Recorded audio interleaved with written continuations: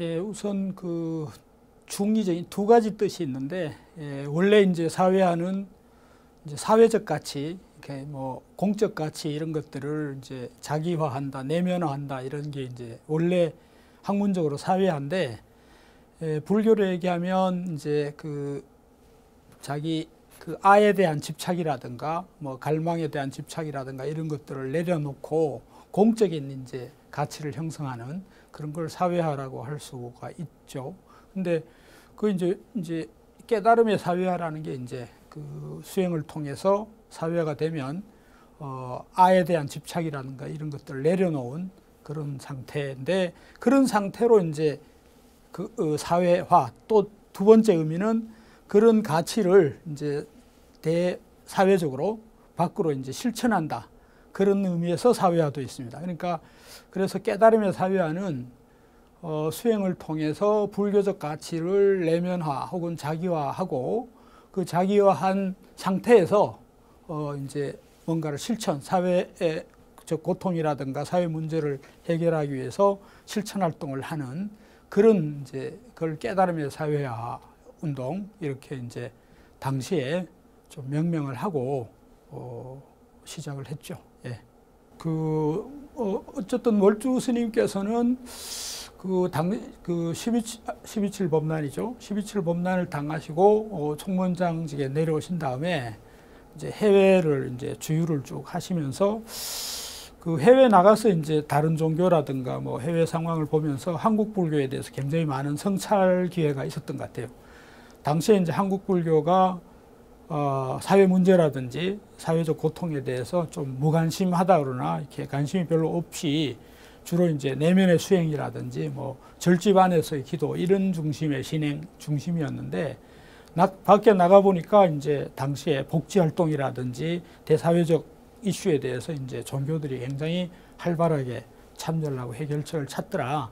그런 걸 보면서 한국 불교도 그런 식으로 그걸 이른바 이제 사회 참여라고 하고, 최근에 불교 학계에서는 이제 참여 불교, 인게이지드 부디즘 이런 얘기도 하는데, 틱나탄 스님이 만든 개념인데, 그러니까 이제 사회 이슈에 대해서 이제 종교가 적극적으로 이제 참여해서 발언도 하고 해결책도 찾고 이런 이제 그런 그 한국 불교에 대한 성찰의 계기를 이제 가지시고 나서 이제 돌아오시면 꼭 내가 그런 활동들을 좀 해야 되겠다 하셨는데, 마침 이제 94년도에 이제 총무원장이 되셔서 그런 걸 본격적으로 이제 추진을 하셨죠.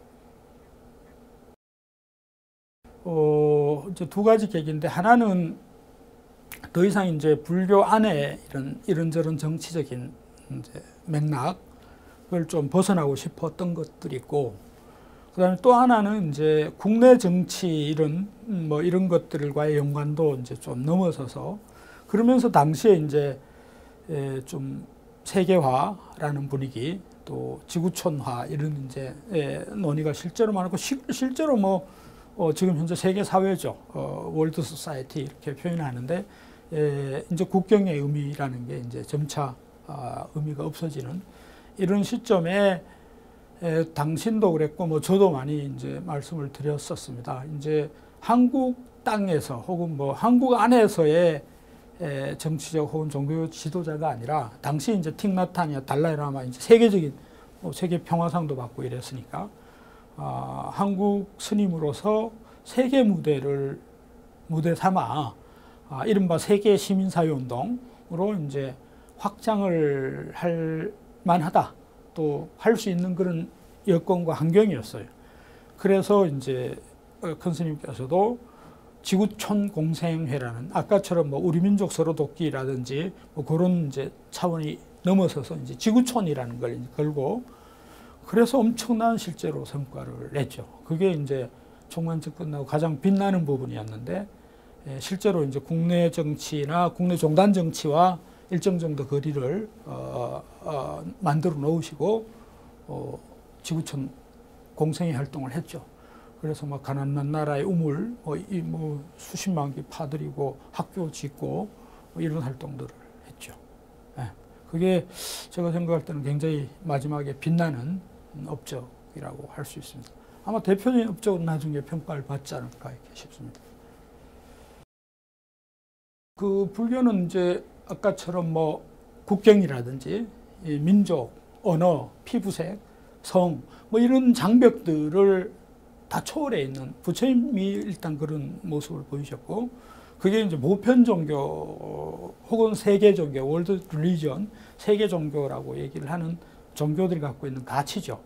그래서 그런데 이제 현실적으로는 국민국가 단위로 이렇게 나누어져 있고, 뭐 남녀 차별하고 민족, 언어, 피부색에 따라 사람들 차별하고 그런 활동들, 그런 게 이제 현실이니까 그런 현실이 또 이제 전쟁이라든지 무슨 폭력이라든지 차이들을 만들어내니까 그런 것들을 이제 좀 넘어서자. 그런 게 이제 지구촌 공생의 이제 이념에 담겨 있는데, 그게 지금 불교의 가치죠. 불교라는 게 나, 내 것 이런 것들 넘어서서 나와 너가 불의의 관계고 다 영기적으로 얽혀 있고, 그래서 함께 살아야 되는 이런 이제 가르침, 그게 이제 교리적으로 불교의 교리고, 그런 것들을 가지고 조직화할 때 이제 조직되는 사람들, 이제 불자라면 이제 거의 동의가 되는 거죠. 그렇게 해서 부처님과 부처님 법과 어쨌든 조직, 상가라고 하는 건데, 그런 것들이 갖춰지면 불교 운동은 되는 거죠. 그래서 엄격한 의미의 지구촌 공생회 활동도 이제 우리 불교식으로 얘기하면 불교 활동인 거죠. 세계적인 불교 활동. 예. 지구촌 차원의 불교 활동이라고 이제 해석할 수 있습니다. 그걸 뭐 최근에는 이제 참여 불교 운동, 뭐 아까처럼 틱나타니, 달라이 라마라든지 뭐 이런 분들이 이제 하는 활동들이 이제 그런 거예요. 특정한 나라에 뭐 틱나타니 베트남만의, 달라이 라마가 뭐 티베트만의 문제가 아니라 이제 지구촌 혹은 인류 문제 이런 것들의 이제 메시지를 전달하는 거죠. 금산사, 뭐 금사사 포교당, 뭐 스님 만든 부채, 뭐 각종의 쓰여 있는 귀절이 기일심은 여육중생입니다. 그러니까 본래 한마음의 뿌리, 그리고 다 돌아가면 이제 여육중생을 할 수 있는 자비행을 하는 것. 그러니까 아까 그 깨달음의 사회야 이거하고 똑같은 이제 거고요. 심지어 거기서 한 발 더 나가서 월주 스님께서는 이건 참 독특한데, 이 보현행이라는 게 써 있지 않는데, 보현행을 함으로써 그 오보리, 깨달음을 얻는다, 이런 깨닫는다 이런 거거든요. 근데 보통 이제 우리 선불교에서는 깨달은 다음에 뭔가 실천하고 이런 게 이제 그 사람들이 그런 생각을 하는데, 깨달음의 사회운동은 이제 아까처럼 보현행, 보살행을 통해서도 깨달음이 가능한 그런 길을 이제 함께 얘기를 하셨죠. 그러니까 깨달음의 사회화를 해서 깨달은 다음에 뭐 사회화가 아니라 그게 항상 이제 함께 가는, 깨달음과 사회화가 실천이 함께 가는 이런 이제 생각을 가지셨고, 그런 점에서 이제 아까 그 기일시면 여육중생과 이 보현행 오보리라는 스님이 굉장히 좋아했던 구절입니다.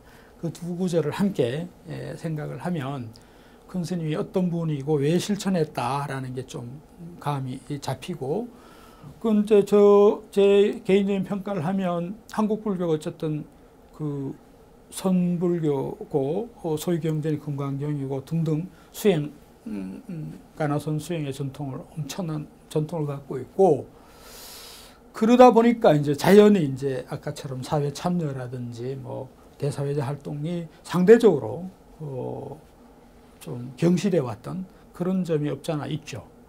큰 스님들도 좀 쭉 그러셨고, 사실은 어쩌면 불교는 그런 것 때문에 또 큰 스님으로 이렇게 그 성장을 하신 분들이 많이 계셨죠. 대사회적인 가치 이런 것보다는 이제 오로지 수행 이런 것들을 이제 높이 평가받았고, 또 그걸로 일정 정도 성과를 이룬 분이 많이 계셨습니다. 그러다 보니까 한국 불교에서 뭐 정통이라면 이제 큰 리더십을 발휘하려면 전부 다 이제 수행으로 이제 일가를 이루어야 되는 이런 분위기였었는데, 월주 스님 대단히 예외적인 그런 점에서 실천을 통해서 오히려 깨달음도 가능하고 또 보살행을 통해서 이 깨달음이 보살행하고 이제 함께 가야 된다는 이런 활동을 초지일관 쭉 하셨거든요. 그러니까 한국 불교의 큰 스님들 유형 중에 대단히 예외적인, 좀 어찌 보면 좀 특이한 이런 이력이 있는 분이죠. 그러니까 큰 스님들이 우리 한국 불교에도 수많이 계시는데 또 많은 조명들을 하지만 이런 대사회적 활동, 아까 사회적 약자, 보살행 이런 차원으로 보면 이제 압도적으로 월주 스님이 부각되거든요. 그런 점에서 이제 월주 스님이야말로 한국 불교의 흐름 속에서 전 평가를 한다면 어쩌면 그런 점이 대단히 예외적이고, 예외적이라는 게 이제 독특한 수행 이력들을 가지고, 그렇다 해서 큰 스님께서 수행을 경시하거나 그렇게 또 하면 안 돼요. 그러니까 이게 왜냐하면 이게 같이 가야 되니까. 그래서 마지막에도 신신명이란 책을 그게 이제 선사들의 화두 중심의 책이었는데 그 책을 이제 마지막 또 작업도 하셨고, 그래서 어쨌든 깨달음과 이제 아까 실천, 보살행 이게 이제 서로 함께 가는 그런 것들을 실천하려고 하셨고, 그런 삶을 초지일관 좀 사셨던 대표적 유형이 이제 월주 스님이다. 이렇게 저는 평가를 하고 싶습니다.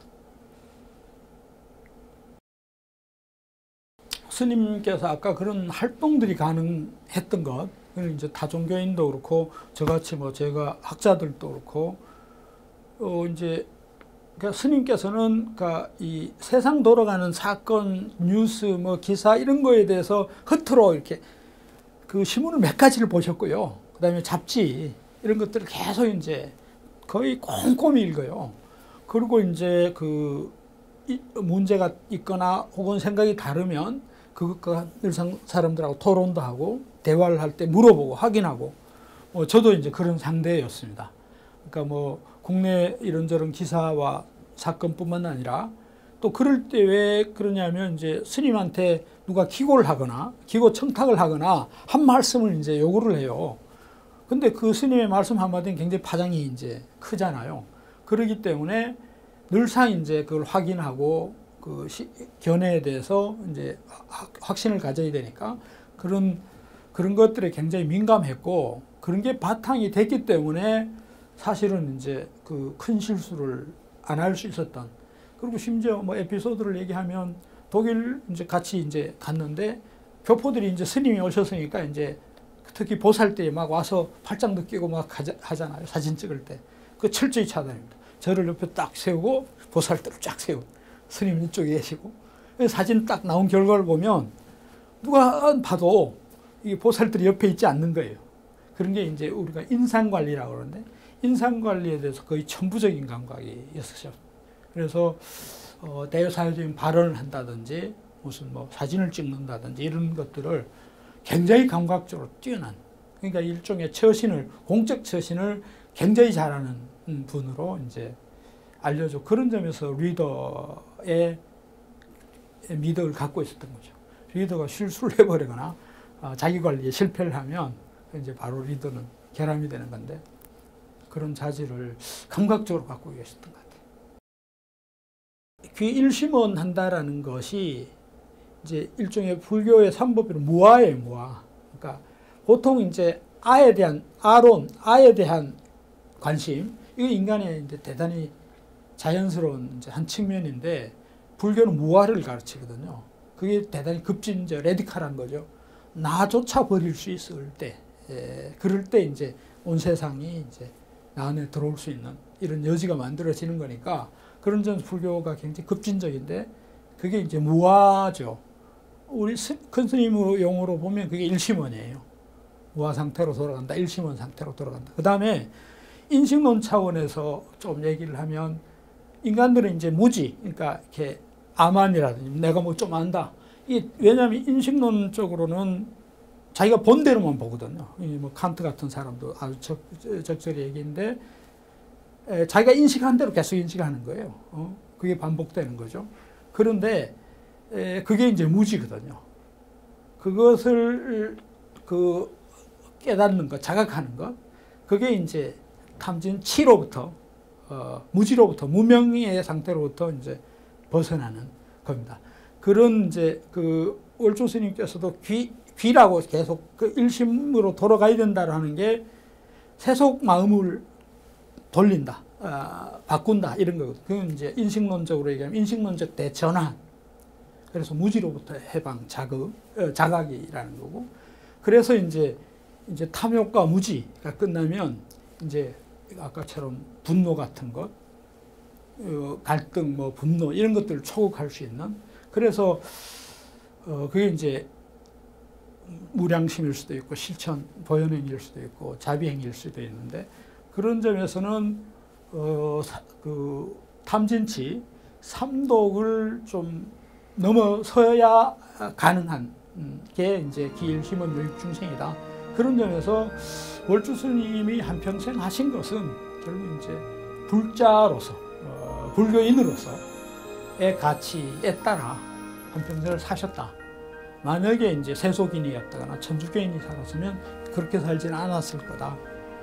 그런 점에서 월주 스님의 삶도 결국 부처님의 가르침, 불제자로서의 삶에 충실하셨던 삶이었다. 이렇게 이제 평가를 또 할 수가 있습니다.